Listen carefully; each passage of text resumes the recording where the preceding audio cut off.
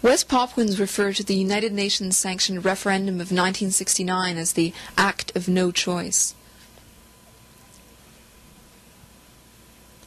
Out of a population of 800,000 people, only 1,025 Papuans were selected to vote. Voting took place behind barbed wire. The West Papuans saw the New York Agreement as a big step back for big setback for them. But then they thought, well, if only we can make sure that this act of free choice will really be an act of free choice, then okay, we will, try to campaign to make that a success. But of course the Indonesians were in control, and any move by anybody to campaign or to demonstrate in favor of a no vote against Indonesia, these people were treated as subversives. There was no choice in the matter as far as the Indonesians were concerned. Demonstrations were banned. Even under the UN period, it was not possible to demonstrate by the West Papuans against the Indonesians and in favor of independence. Even under the UN, it was not possible to do that.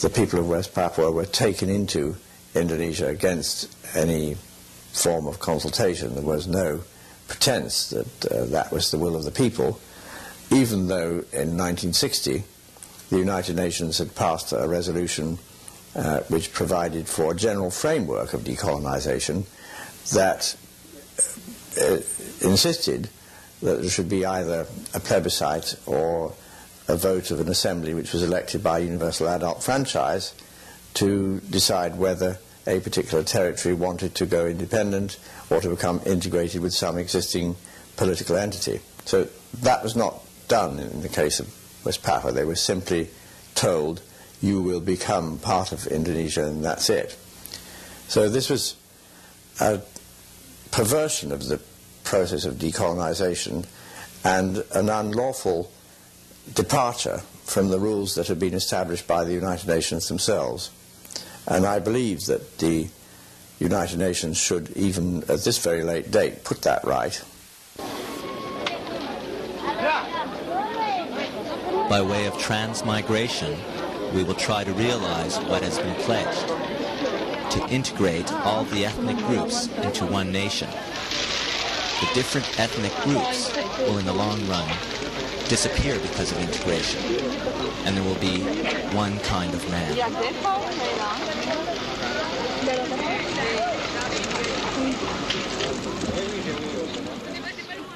In the areas of West Papua that were occupied by, integrated into Indonesia. Canada, for example, is sponsoring transmigration schemes called development, but in fact more properly described as genocide, which will essentially eliminate or repress, probably destroy the native populations as Indonesians are moved in to occupy the area. The transmigration program in Indonesia is probably the largest of its kind in the world today. Transmigration meaning, if you apply it in the Indonesian case, meaning you transport people from one island to the other island. In this particular case, transport people from the island of Java, that's heavily overpopulated, to the other islands. So by sending several million people into West Papua, you just overwhelm the local population and just outnumber them, meaning that at the end, West Papua will become a Javanese island. Of course, there's also a military objective in transmigration, what you usually call the cordon sanitaire. If you create all kinds of new villages populated by Indonesian military or ex-Indonesian military around the border areas, around certain areas that are heavily influenced by the OPM guerrillas. Then at the end, they can also function as a buffer against the increase of guerrilla activities. That's also an objective. So all those objectives of transmigration at the end mean to obliterate the West Papuan population. There is a lot of violence coming on to the West Papuan people. In order to protect these people, they found the Organisasi Papua Merdeka in April 1965. And it started in the Bird's Head under the tribal people, Arfak tribal people, being led by Penehas Awom. And the Organisasi Papua Merdeka is been fighting the Indonesian military and the Indonesian system up till this very day.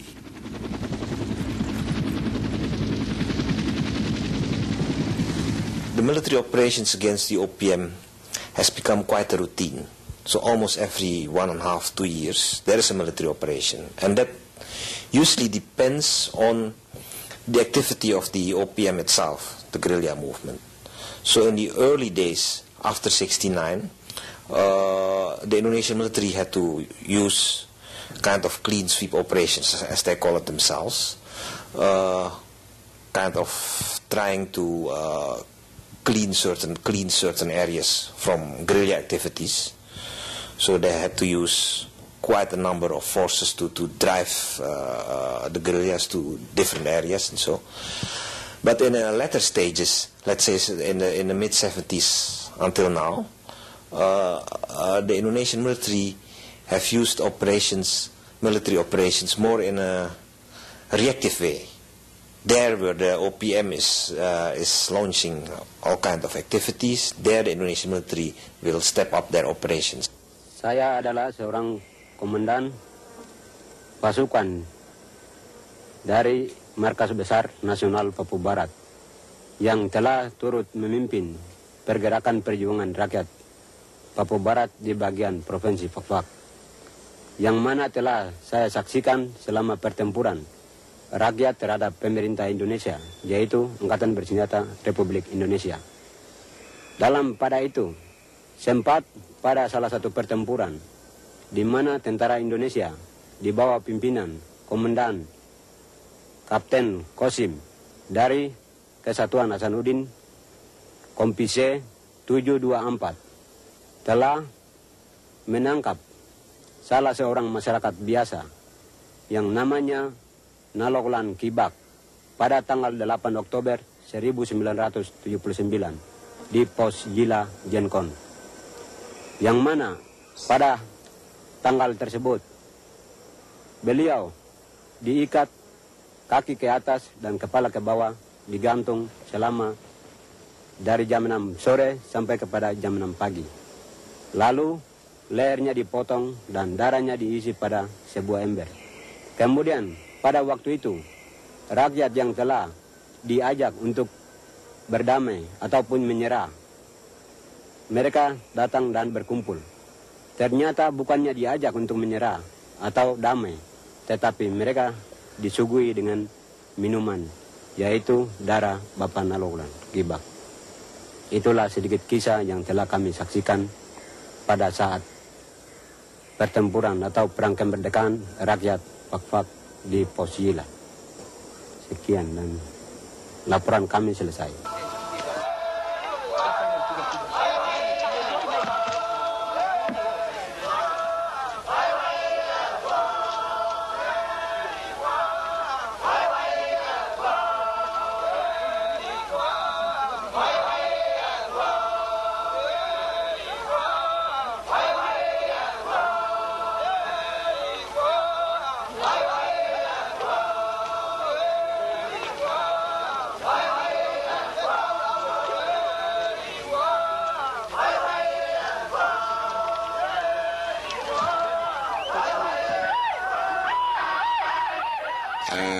up till now, the OPM still is fighting with bow and arrow, which is quite effective if you fight a guerrilla war.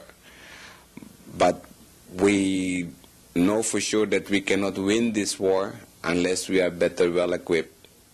And because we are facing not only the Indonesian government, but also the support from outside Indonesia to the military system.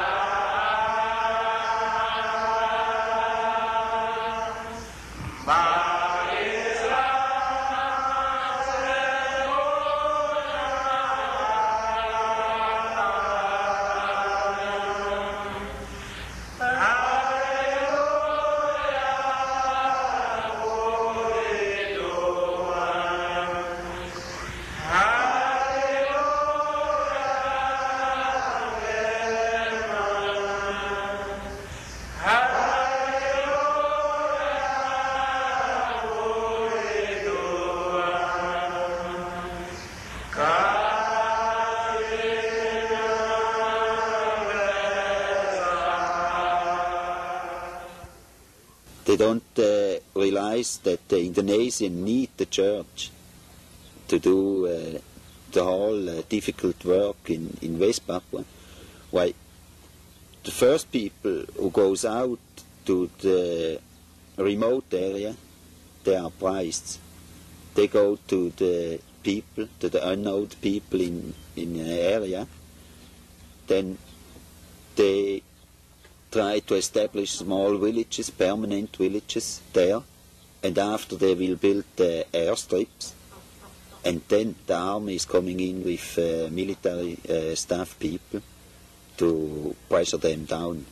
So the Indonesians really need the church. That means they need the planes to bring up all the military staff, to bring up the goods they need, like the food, the arms, and everything like that. Why? The military has no planes and has no pilots to go up to the mountains, to the small strip, and land there and bring all the support up to the mountains. So they need really the church for this work. And if you work more than 50% for the military, you can't call them mission work.